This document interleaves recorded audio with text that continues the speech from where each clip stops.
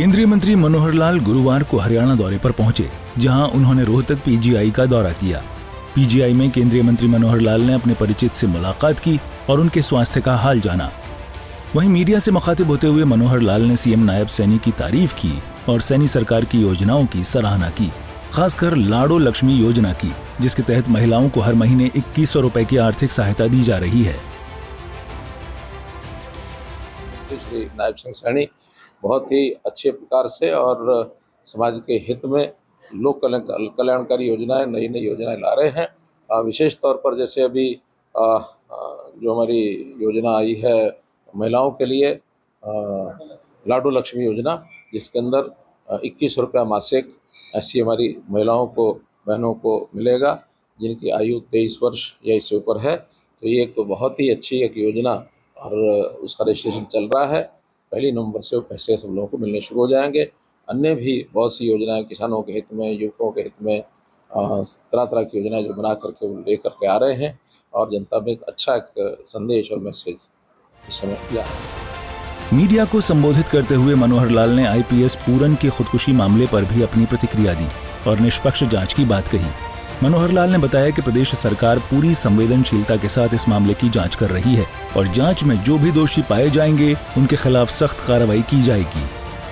देखिए, जो घटनाएं हुई हैं, मैंने पहले भी कहा कि बहुत ही दुर्भाग्यपूर्ण घटनाएं हुई हैं ये, और 2 परिवारों के 2 ऐसे महत्वपूर्ण व्यक्ति जो है वो उन्होंने खो दिए। तो हमारी पूरी सहानुभूति भी है। इस प्रकार की घटनाएं नहीं होनी चाहिए थी, फिर भी हम परिवारों के साथ खड़े हैं। और मैं आज चंडीगढ़ था तो उस नाते से उनके परिवार में होके आया हूँ और हमने विश्वास दिलाया कि जिस प्रकार की सहायता कोई भी होगी सरकार की ओर से, मुख्यमंत्री ने पहले ही घोषणाएं कर रखी हैं, तो जितनी मुख्यमंत्री ने घोषणाएं की हैं परिवार के हित में वो सब। बता दें कि रोहतक पहुंचने से पहले केंद्रीय मंत्री मनोहर लाल ने आईपीएस पूरन के परिजनों से मुलाकात कर उनकी मौत पर सांत्वना जताई थी। इधर सरकार के 1 साल पूरे होने पर भीमराव अंबेडकर को लेकर दिए बयान पर मनोहर ने अपना स्पष्टीकरण भी दिया।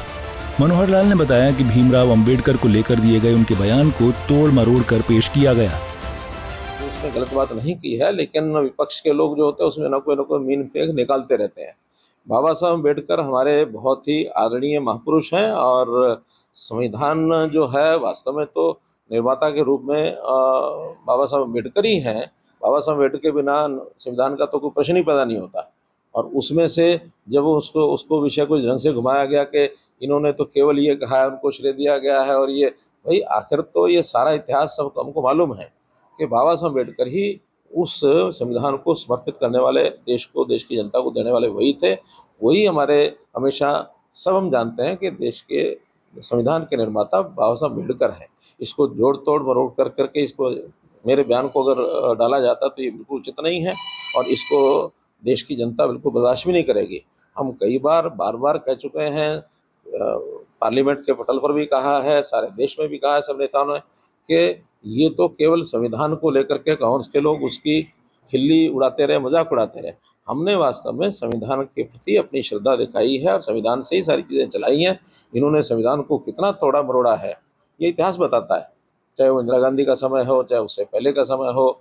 इन्होंने तो बाबा साहब अम्बेडकर का भी खूब अपमान किया, उनको चुनाव में हराया, और हमने हमेशा बाबा साहब अम्बेडकर को पूजा है। बाबा साहब अम्बेडकर महापुरुष हैं और उन्हीं के दिए हुए संविधान के हिसाब से देश आगे चलेगा। गौरतलब है कि नायब सैनी सरकार के 1 साल पूरे होने के अवसर पर आयोजित एक कार्यक्रम के दौरान केंद्रीय मंत्री मनोहर लाल ने संविधान के निर्माण को लेकर बाबा साहेब भीमराव अंबेडकर पर अपनी प्रतिक्रिया दी थी, जिसे विपक्ष की ओर से गलत तरीके से पेश किया गया। विपक्षी दलों ने मनोहर लाल पर बाबा साहेब के अपमान का आरोप लगाया, जिस पर अब मनोहर लाल ने जमकर पलटवार किया। मनोहर लाल ने बताया कि कैसे कांग्रेस और अन्य विपक्षी दल संविधान की खिल्ली उड़ाने का काम करते हैं, जबकि बीजेपी संविधान के प्रति समर्पित पार्टी है। रोहतक से दीपक भारद्वाज की रिपोर्ट।